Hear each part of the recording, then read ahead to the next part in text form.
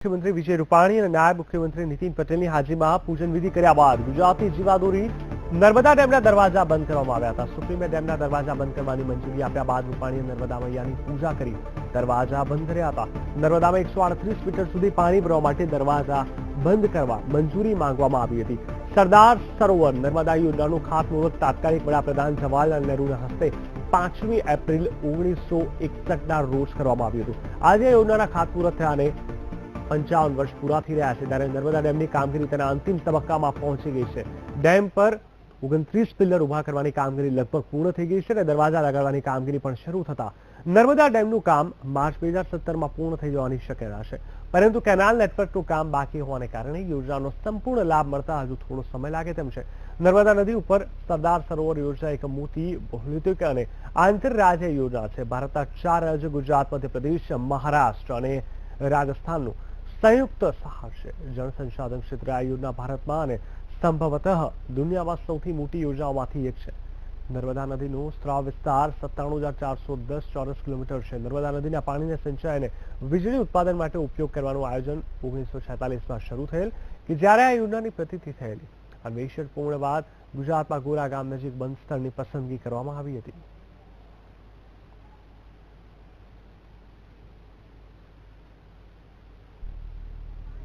સરદાર સરોવરના દરવાજા બંધ થતા ગુજરાતના સંપૂર્ણ વિકાસના દરવાજા ખુલી ગયા છે।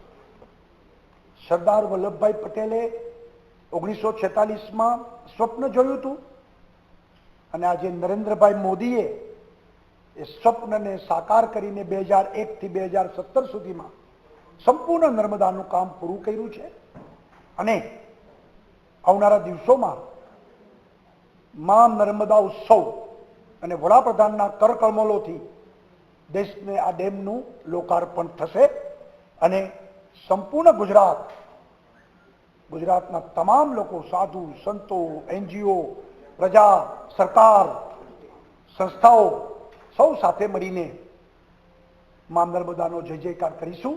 એ પ્રકારનો કાર્યક્રમ આવનારા દિવસોમાં 15 દિવસ ચાલશે। બિલકુલ, તો ગુજરાતના વિકાસને લઈને, તમામ યોજનાઓને લઈને ખાસ કરીને વિજય રૂપાણીની વાત કરવી હતી। હવે આપણે બતાવી રહ્યા છીએ ખૂબ જ નર્મદાનો આ પ્રોજેક્ટ ઘણો જ મહત્વપૂર્ણ છે, ખાસ કરીને આગળના સમયમાં પણ તેને લઈને ખાસ કામ હાથ ધરવામાં આવશે। ગુજરાતના મુખ્યમંત્રી વિજય રૂપાણી અને નાયબ મુખ્યમંત્રી નીતિન પટેલની હાજરીમાં પૂજન વિધિ કર્યા બાદ ગુજરાતની જીવાદોરી નર્મદા ડેમના દરવાજા બંધ કરવામાં આવ્યા હતા। સુપ્રીમે ડેમના દરવાજા બંધ કરવાની મંજૂરી આપ્યા બાદ રૂપાણીએ નર્મદા મૈયાની પૂજા કરી દરવાજા બંધ કર્યા હતા। નર્મદામાં 138 મીટર સુધી પાણી ભરવા માટે દરવાજા બંધ કરવા મંજૂરી માંગવામાં આવી હતી। સરદાર સરોવર નર્મદા યોજનાનું ખાતમુહૂર્ત તાત્કાલિક વડાપ્રધાન જવાહરલાલ નહેરુના હસ્તે 5મી એપ્રિલ 1961ના રોજ કરવામાં આવ્યું હતું। આજે આ યોજનાના ખાતમુહૂર્ત થયાને 55 વર્ષ પૂરા થઈ રહ્યા છે, ત્યારે નર્મદા ડેમની કામગીરી તેના અંતિમ તબક્કામાં પહોંચી ગઈ છે। ડેમ પર 29 પિલ્લર ઉભા કરવાની કામગીરી લગભગ પૂર્ણ થઈ ગઈ છે અને દરવાજા લગાડવાની કામગીરી પણ શરૂ થતા નર્મદા ડેમનું કામ માર્ચ 2017માં પૂર્ણ થઈ જવાની શક્યતા છે, પરંતુ કેનાલ નેટવર્કનું કામ બાકી હોવાને કારણે યોજનાનો સંપૂર્ણ લાભ મળતા હજુ થોડો સમય લાગે તેમ છે। નર્મદા નદી ઉપર સરદાર સરોવર યોજના એક મોટી બહુહેતુક અને આંતરરાજ્ય યોજના છે, જે ભારતના 4 રાજ્યો ગુજરાત, મધ્યપ્રદેશ, મહારાષ્ટ્ર અને રાજસ્થાનનું સંયુક્ત સાહસ છે। જળ સંસાધન ક્ષેત્રે આ યોજના ભારતમાં અને સંભવતઃ દુનિયામાં સૌથી મોટી યોજનાઓમાંથી એક છે। નર્મદા નદીનો સ્ત્રાવ વિસ્તાર 97,410 ચોરસ કિલોમીટર છે। નર્મદા નદીના પાણીને સિંચાઈ અને વીજળી ઉત્પાદન માટે ઉપયોગ કરવાનું આયોજન 1946માં શરૂ થયેલ કે જ્યારે યોજનાની પ્રતિષ્ઠા થયેલ હતી। અન્વેષણ પૂર્ણ થયા બાદ ગુજરાતમાં ગોરા ગામ નજીક બંધ સ્થળની પસંદગી કરવામાં આવી હતી।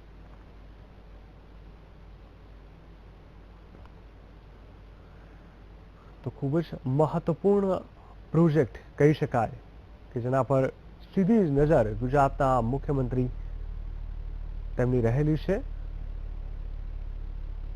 આપણા ટીવી સ્ક્રીન ઉપર આપ જોઈ શકો છો ગુજરાતના મુખ્યમંત્રી વિજય રૂપાણી અને નાયબ મુખ્યમંત્રી નીતિન પટેલની હાજરીમાં પૂજન વિધિ કર્યા બાદ ગુજરાતની જીવાદોરી નર્મદા ડેમના દરવાજા બંધ કરવામાં આવ્યા હતા।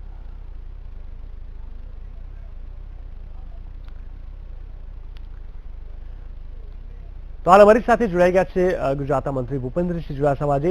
ભૂપેન્દ્રજી, જણાવશો, ખૂબ જ મહત્વપૂર્ણ કહી શકાય એવી ગુજરાતની જીવાદોરીની નર્મદા ડેમની અગર જો વાત કરવામાં આવે તો દરવાજા બંધ કરવામાં આવ્યા છે ને સુપ્રીમે ડેમના જે દરવાજા બંધ કરવાની મંજૂરી આપીને ત્યારબાદ હવે નર્મદા મૈયાની પૂજા પણ કરવામાં આવી. શું કહેશો, આગળના સમયમાં મહત્વપૂર્ણ પ્રોજેક્ટ છે, કેવા પ્રકારે ગુજરાતને આનો લાભ થઈ શકે તેમ છે? આજનો દિવસ ગુજરાતની ધરતી જે તરસી છે એના માટે અને ગુજરાતના ખેડૂતો માટે પીવાના પાણીના પ્રશ્નોના ઉકેલ માટે અતિ મહત્વનો દિવસ છે. આ યોજના સાથે હું યોજનાના કપરા કાળથી સંકળાયેલો છું. 98માં જયારે સરદાર સરોવરના ચેરમેન તરીકે મને જવાબદારી મળી ત્યારે આ યોજના સુપ્રીમ કોર્ટમાં હતી. મેધા પાટકરના આંદોલનના મેદાનમાં હતી. ત્યારથી કોર્ટમાં જીત્યા મેધા પાટકરને મેં ને જયનારાયણભાઈ વ્યાસે દેશમાં અને વિદેશમાં મહાત આપી આપણને દરવાજા આજના જે કાર્યક્રમ છે એ પહેલાની જે આખી વિગતો છે તો બંધની ઊંચાઈ વધારવાની કામગીરી હતી. એ બંધની ઊંચાઈ મારા સમયમાં 81 મીટર સુધી હતી, પછી 84, પછી 90 એમ કરીને આજે 121 મીટર સુધી લઈ જવામાં પણ માન્ય મુખ્યમંત્રીશ્રીએ 2006-07માં ઉપવાસ કરવા પડ્યા હતા. એ કામગીરી પૂરી થયા પછી પણ દરવાજા મૂકવાની કામગીરી બેસાડવાની તો આજે થાય છે, પણ દરવાજા બનાવવાની કામગીરી માટે પણ ખૂબ વિલંબ થયો. અને નરેન્દ્રભાઈ વડાપ્રધાન બન્યા ત્યાર પછી 17મા દિવસે જ એમણે એ મંજૂરી આપી. એ મંજૂરી છેલ્લા 7-8 વર્ષથી માત્ર સહી કરવાના વાંકે પડી રહી હતી. નરેન્દ્રભાઈએ જેવી મંજૂરી આપીને જે તે વખતે માનનીય આનંદીબેન મુખ્યમંત્રી હતા, પ્રવેશ મહોત્સવનો કાર્યક્રમ જુનાગઢમાં ચાલુ હતો અને ત્યાંથી પછી જઈ અને એની કામગીરી શરૂ કરી. સમયગાળા કરતા પણ વહેલી કામગીરી રાજ્ય સરકારે પૂર્ણ કરી છે અને આજે માન્ય વિજયભાઈ અને માન્ય નીતિનભાઈએ આ દરવાજા બેસાડવાની કામગીરી અને ધાર્મિક વિધિ સાથે ખૂબ અગત્યનું કામ કર્યું છે. હું આ સાથે વડાપ્રધાન શ્રી કેન્દ્ર સરકારનો હૃદયપૂર્વકનો ખૂબ ખૂબ આભાર માનું છું. બિલકુલ ભૂપેન્દ્રજી, ખાસ કરીને કચ્છ ભુજની વાત કરવામાં આવે, સૌરાષ્ટ્રની વાત કરવામાં આવે, દક્ષિણ ગુજરાતની, તો ક્યાંક ને ક્યાંક પાણી વર્ષે દાયકાઓ સુધી તેઓ તરસતા રહ્યા છે. તો માની શકાય કે હવે આગળના સમયમાં જે લોકો તેમની રાહ જોઈ છે કે નર્મદાનું પાણી હવે અમારા સુધી પણ પહોંચશે, તે લોકો માટે સારા દિવસો શરૂ થશે. અત્યાર સુધી વરસાદનું પાણી ઓવરફ્લો થઈને એ દરિયામાં વહી જતું હતું અને કેટલીક વાર તો ભરૂચ ગામમાં પણ તકલીફ થતી હતી.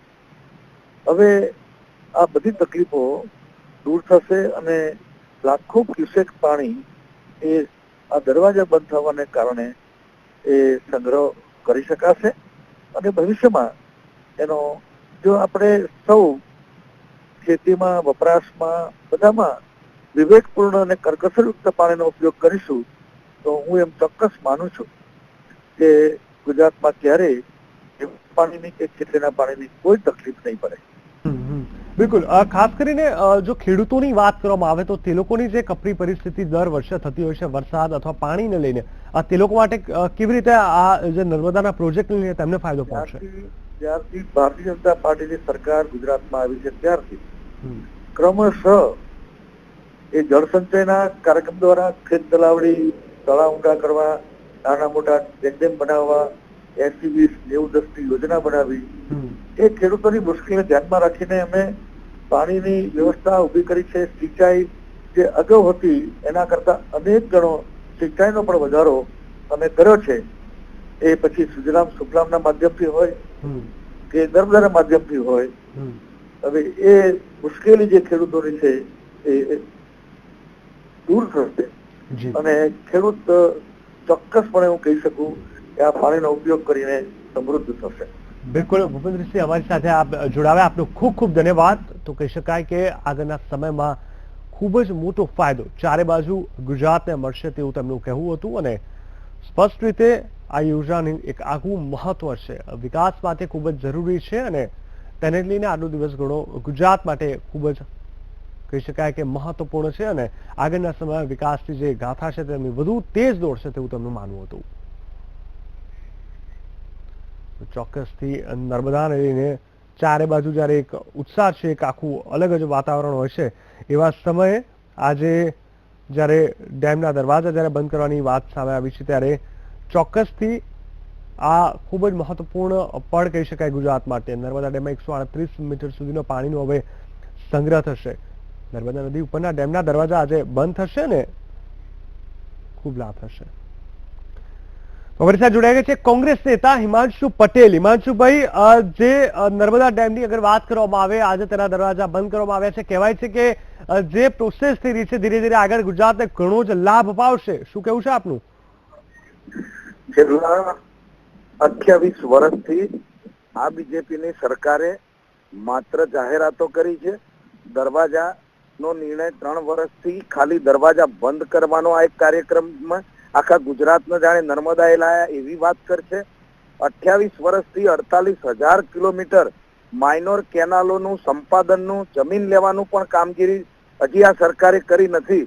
અને આ જે યોજના છે એ 28 વર્ષમાં માત્ર એક દરવાજા મૂકવાની, બંધ કરવાની વાત કરી અને નર્મદા યોજના બીજેપીએ કરી દીધી હોય એવી માત્ર પોકળ જાહેરાત છે.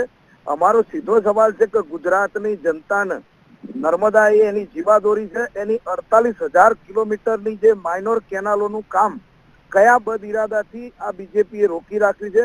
28 વર્ષથી એનું શાસન હોવા છતાં આજે માઇનોર કેનાલોનું, એની જે પીવાના પાણીની સુવિધાઓ, ખેતર સુધી પહોંચાડવાની સુવિધાઓ 30 વર્ષથી આ સરકારે પરિપૂર્ણ નથી કરી.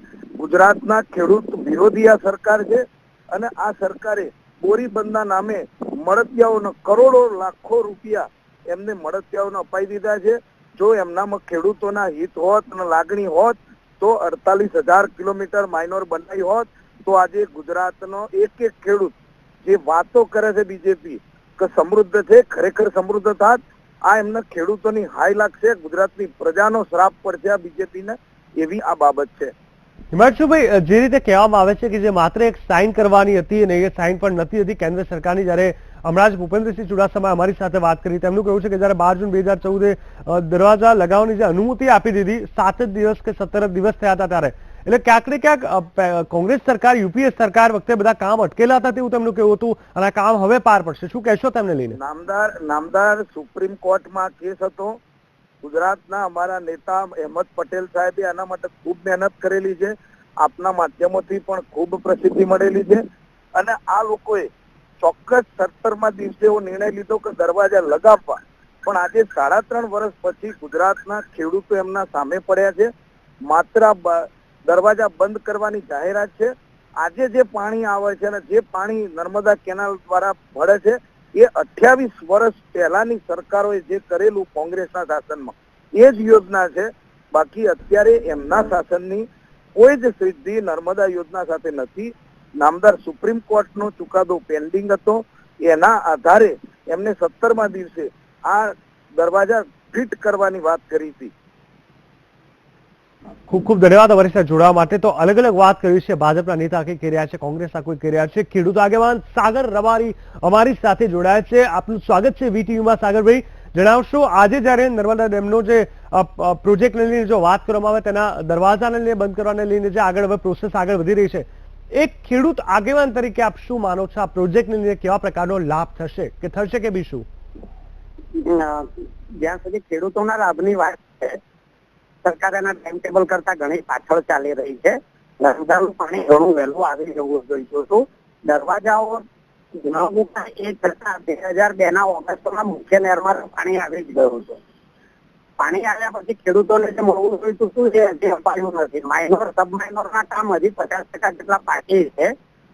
દરિયામાં પાણી વહે છે, ઉદ્યોગોમાં જાય છે, પીસીઆઈઆર મેળવે છે. જામનગર જિલ્લાના, કચ્છ જિલ્લાના બધા ઉદ્યોગો માટે સરકાર પાસે પાઇપલાઇનની વ્યવસ્થા છે, પરંતુ ખેડૂતો માટે માઇનોર અને સબમાઇનોર કરવા માટેની સરકાર પાસે વ્યવસ્થા નથી. કાયમ આ સરકારે કેન્દ્ર સરકારના માથે દોષનો પગલો જ ઢોળ્યા કર્યો. પણ અહીંયા મેદાન પર જે માઇનોર સબમાઇનોરનું કામ કરવાનું હતું એનાથી ખેડૂતોનું ધ્યાન ભટકાવતા રહ્યા, ખોટી રીતે ઉશ્કેરતા રહ્યા. હવે જયારે પાણી છે તો કેમ ખેતરો સુધી નથી જતું ટાઈમ ટેબલ કેમ નથી આપતા અનેક વખત માંગવા છતાં કામ પૂરું કરશો એનો સમય બિલકુલ બિલકુલ સાગરભાઈ, અમારી સાથે જોડાવા માટે ખૂબ ખૂબ ધન્યવાદ. તો જે રીતે સાગર અમારી ખેડૂત આગેવાન તરીકે તેમણે સ્પષ્ટ વાત કરી કે સરકાર ઘણી પાછળ ચાલી રહી છે, 50% કરતા વધુ કામ બાકી છે અને તેને લઈને ક્યાંક ને ક્યાંક તેમની અંદર એક રોષ હતો.